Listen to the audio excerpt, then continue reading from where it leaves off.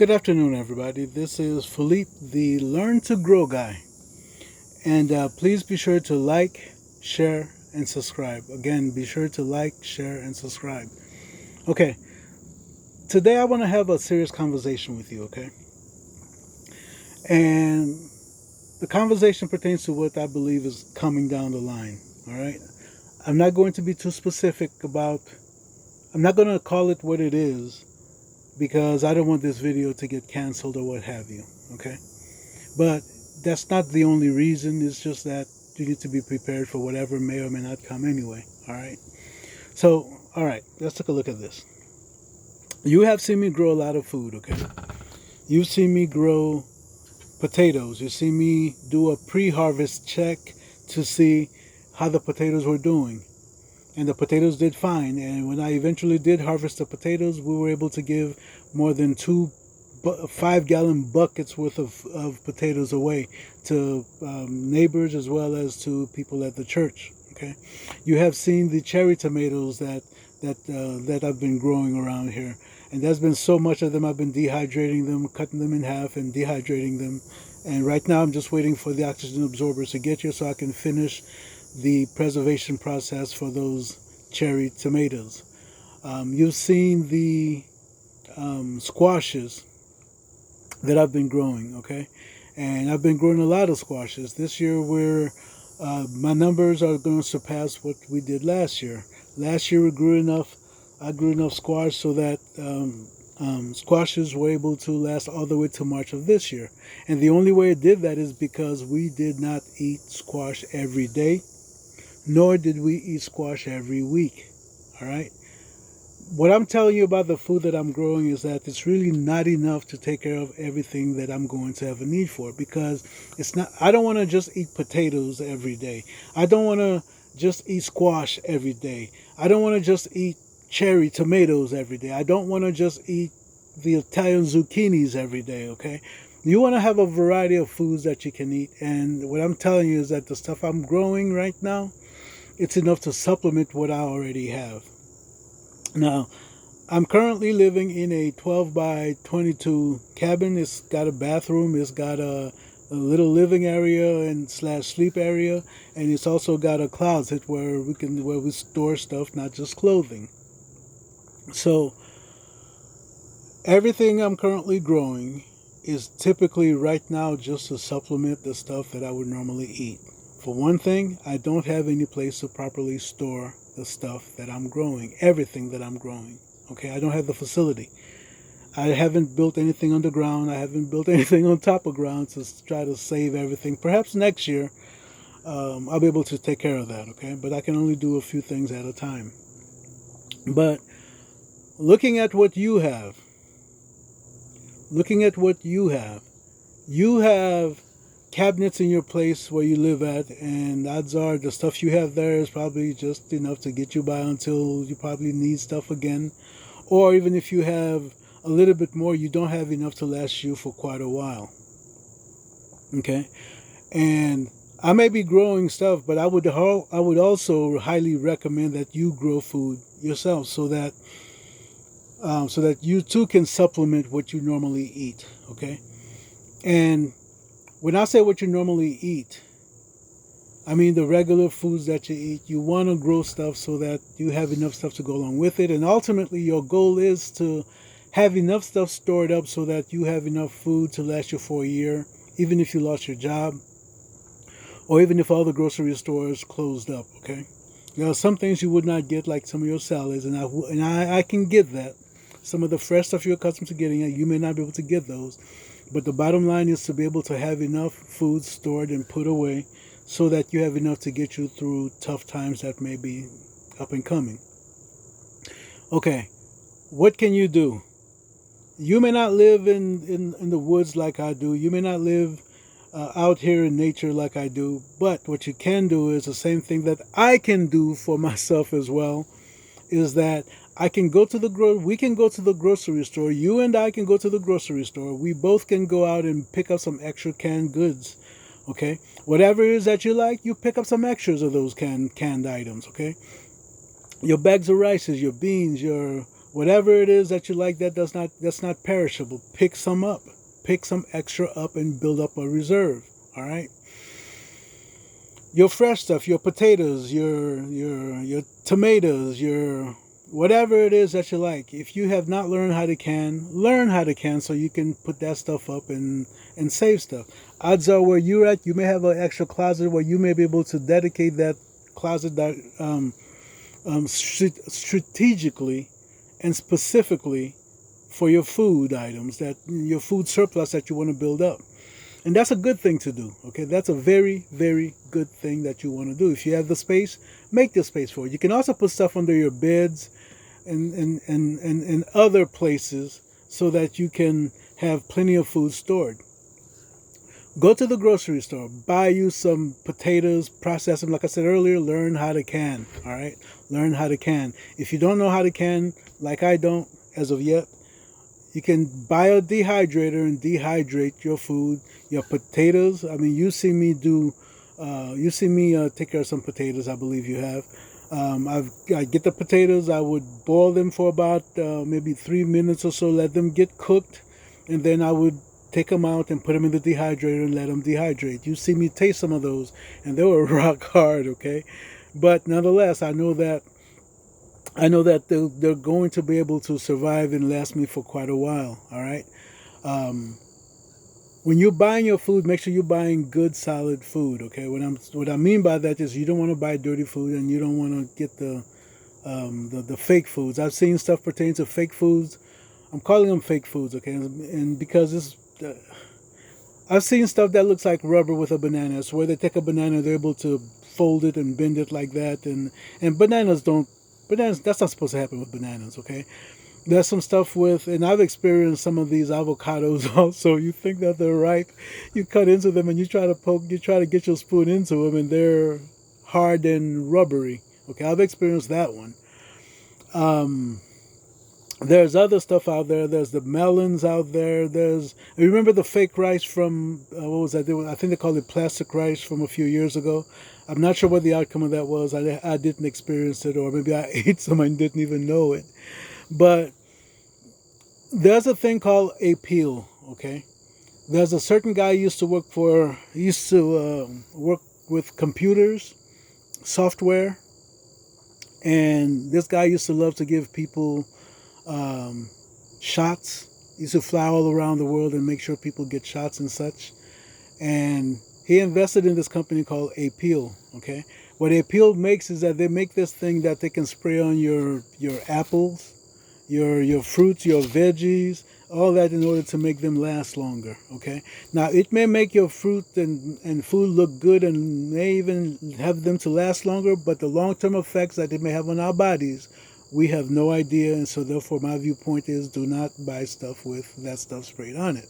And I'm saying that because if it's sprayed on it like a lot of other pesticides or whatever, you may be able to wash off, but you cannot wash a peel off. You cannot wash it off your food. Okay, so make sure you're buying stuff that you can make sure that it becomes clean after you acquire them. If you need to wash them, wash them, but be careful about some of the stuff that you're buying. Okay, now, okay, my viewpoint is that Christ is coming back soon, and before he returns, I believe that there's going to be one of those events like there was during the days of Abraham Lincoln in this country. Okay, right now I believe our nation is getting primed for it. All right, and again, I believe before Christ's return, we're going to have such an event. In such events, people do not necessarily care for one another, and bad things will happen.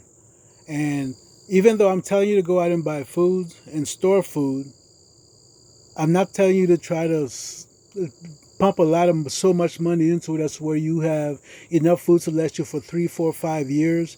I'm telling you not to do all that, because in all due time, somebody will come knocking at your door and they will take what you have. It doesn't matter what type of defenses that you have. Somebody will outgun you, per se, and they will take what you have. Okay, so only extra food beyond what you would normally consume, using your own wisdom as to what your needs are. I would say that you acquire, say, another 10 to 20% so that you can help other people out. Some people will be in need. Some family members may be in need, okay? And in some cases, you may be telling them now you may also be telling them to go and get some extra food or extra whatever it is that they have a need for. And they say, they may give you all of those signs, maybe behind your back. But nonetheless, the time will come as to where if they did not listen to what you had to say, or if they did not listen to what I'm saying, as to where, how's the saying go? Needs will come to you like an armed man. Okay, so get you some extra stuff to help people out. Okay, it's the godly thing to do. It's the proper thing to do to help somebody out. All right, so I'm telling you about this as this is something that I'm seeing that's coming the same way as to where back in 2017, 2018, something kept telling me that something was going to happen. I didn't know what it was. All I knew was that I needed to prepare for it. So therefore, I started building up my reserves. And what I did in addition to that is that I started up a men's group. And after we would meet, I would share with the men, telling them that, hey, look, guys, something's coming. I don't know what it is. You need to start buying some extra food to put away, some extra supplies to put away. And I did the same thing at my job because I had some employees. I wanted to make sure my employees, prepared. And some of them listened. Same with the fellas. They mirrored each other. Some listened and some did not. So therefore, when 2020 hit, some of the people were ready. Some of the fellows were ready. And some of my employees were ready. And some were not because they chose not to listen. Okay. So, like I said, there's something coming. I don't know what it is. I cannot tell you specifically. All I know is before Christ's return, there's supposed to be a civil war here, a civil event here. That's a civil wall. I think I did say civil wall. Anyway, there's supposed to be one of those events, pretty much like back in the days of Abe Lincoln, happening in this country. So, guys, prepare. Okay. Number one, get your life with Christ. Get that life in order. Okay, get that relationship in order. Okay, because I can guarantee you one thing: when the time comes, you can go knocking at his door, and okay, you can go knocking at his door. But if he doesn't know you, he's not letting you in. The very same way that if you do not know me, if you and I did not have a relationship, right? If I come knocking at your door telling you, hey, I know you, we know, I know all your material. I've been, I read all your books. I read everything I can find about you, and I know you. We've been hanging out, and I've been hanging out with you. And if you really did not know me, you did not know me, you're not going to let me into your home, okay? And Christ is the same way. He's not going to let anybody into his kingdom whom he does not know. I mean, there's people who think that they're in with him. And he's got a horrible phrase that is going to tell him, get away from me, I never knew you. And that's not where you want to be. Okay? So either way it goes, get that relationship ready. Okay? The other thing is that within your community, okay, you can live in the city, you can live in the country, it doesn't matter. You need to build community. All right? Talk with your neighbors. Okay? Talk with your neighbors. All right? And talk with them about setting stuff up so that in case anything happens, that they'll be ready. Okay? And those that receive that information, those are the people that you can build with. Okay? You can do the same thing in the country. I live in the country. You know where I'm at. I'm in the country, okay? And the thing I didn't get a chance to do much of this year is go around telling my neighbors, trying to encourage my neighbors to get a garden going this year. Okay, and I had totally forgotten this whole election thing. Sort of went by, and I didn't think about some of the possible repercussions of it, and I didn't get a chance to tell them. And I was telling a couple of neighbors about how I felt with myself because I didn't go around doing that this year. And one of the things he reminded me is that if all of us neighbors have enough respect for one another, okay, when hardship happens, we can look out for one another still. Okay, but in the future, I know that his desire is to have a huge field where he grows all sorts of food so he can share with neighbors as well. And and both he and I understand that sometimes we're going to have to do what we got to do to protect the food supplies that we have. Okay, we're going to have to do what we have to do to share the food supplies that we have, and he understands that, and I understand that. But if we're working as a community, we can look out for our neighborhood. Your neighborhood, whether you're in the city or in the country, you can look out for your community and take care of each other and protect each other. Do what y'all need to do. Okay. There's hardship coming. Okay. There's hardship coming. There's people who's not going to listen. But I'm begging you, I'm asking you to please listen. Okay. Please listen and please take the steps you need to do. And sometimes your friends and family, I don't know how many, when I was, when I started to move out here in the country, right? There's been so many friends and family saying, yeah, if anything happens, I'm going to come down to where you're at. Well, it's not a good idea because out here it takes more than one person to try to grow stuff. It takes more than one person to try to harvest stuff. I don't know how many of those cherry tomatoes has gone to waste. I don't know how many potatoes have gone to waste because I didn't harvest. I wasn't able to harvest everything on time.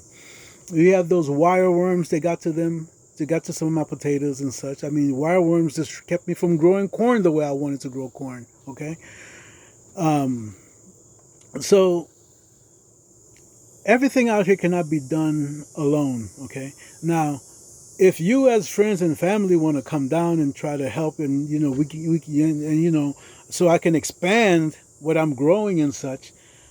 I mean, even if nothing happens, you can still come down and take a whole lot of food home when it comes time for harvest time. Okay, um, I don't have a problem with sharing, but I can't carry a full load. I don't have the means of storing a whole lot of stuff down here this time. And even if I did, I can only give away so much. I cannot give away everything and let my family starve. Okay. Um, I love my cousins. I love my distant cousins. I love everybody. But there's only so much one man can do. Without everybody chipping in to build community, to build what's that, the storehouse, so that in case anything happens, so that everybody can be cared for, we're going to be in trouble. Everything that we'll do is only supplemental. And remember, if you're trying to do a one man show and stuff happens, you're going to lose everything that you have. And even if you're not doing a one man show and you have tons and tons of stuff stored up, somebody's going to outgun you and they're going to come and take what you have. So don't go broke. Go wise, okay? Go wise. Buy enough so that you can do what you need to do. Excuse me. Buy enough so that you can do what you need to do, and make sure you have 10 to 20% more so that you can help take care of other people, because people are going to need some help. Okay, you got to be willing and able to help people. Otherwise, if you sit back and do nothing, you become a part of the problem. When I say become a part of the problem, meaning that you're one of those people who's hungry, who may be who may go through difficulties. And when people go through difficulties, people are stressed out. They do stupid stuff that gets them into trouble. Okay? You don't want to be part of that problem. You don't want to be part of that problem. You want to be a part of the solution. Now, can you imagine if everybody decided to listen and everybody bought enough stuff? I don't mean to go in the store and just go out and I'm buying all these. No, you buy some at a time, because there's other people out there who need stuff right now too. So you buy what you need, buy some extras, okay? Buy some extras so that you can help people out. Um, I don't know what else to tell you. There's a lot of stuff coming. I know for me around here in my community, I have wild turkeys that go through here. I don't eat meat, so they're they're fortunate. But my neighbors eat meat. Okay, my neighbors eat meat. Um, One of my neighbors and I, we have a joke as to where he says he's willing to call what's that, chicken legs, drumsticks, steaks. He's willing to call them plants like broccoli and celery, so that I can eat them, so that I don't violate my perspective. Okay, but I'm plant based. That's what I eat a plant based diet, and that's for health reasons, and it has served me well compared to when I was eating meat. But that's a different story for another day. Um, I remember one time my mother, I was telling my mother, I think it was earlier this year, I was telling her that the rabbits and whatever else was getting to my food that I was growing, to my sweet potatoes and such. And she says, "Okay, you're growing the vegetables, right?" I'm like, "Yeah." And she says, "Now you got the meat. You can go out and shoot some deer, shoot some rabbits or whatever, and now you have vegetables and meat." Okay, it cracked me up at the time, but it was funny. But get ready, y'all. I don't know what's coming. I'm just telling you, get ready, okay? So that you prepare whatever comes, okay? Worst case scenario, you're able to help somebody out with some extra food, okay? Worst case scenario, you're able to help somebody out with some extra food. Best case scenario, you got all that you need, you're ready, and you're able to help people out. God bless y'all. Y'all take care.